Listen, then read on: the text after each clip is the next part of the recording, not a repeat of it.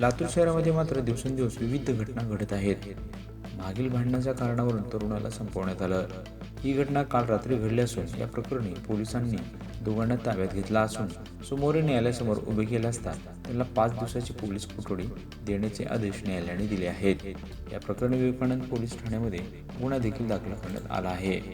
Doctor Babasaheb Ambedkar चौकात रविवारी रात्री 11:15च्या सुमारास प्रज्वल मस्के याला गणेश गायकवाडने जुन्या वादावरून शिवीगाळ करून त्याला संपवलं। तसेच भीमा सुरेशीने प्रज्वलचा चुलत भाऊ आतिश मस्के याच्यावर देखील कोयत्याने वार करण्याचा प्रयत्न केला, पण आतिशने वार चुकवला। दरम्यान गंभीर जखमी झालेल्या प्रज्वलला विलासराव देशमुख शासकीय वैद्यकीय महाविद्यालयात दाखल करण्यात आलं होतं, मात्र उपचार सुरू असताना त्याचा मृत्यू झाला। या प्रकरणी पोलिसांनी गणेश गायकवाड व भीमा सुरेशीला ताब्यात घेतला असून अशी माहिती पोलीस निरीक्षक संतोष पाटील यांनी यावेळी दिली आहे।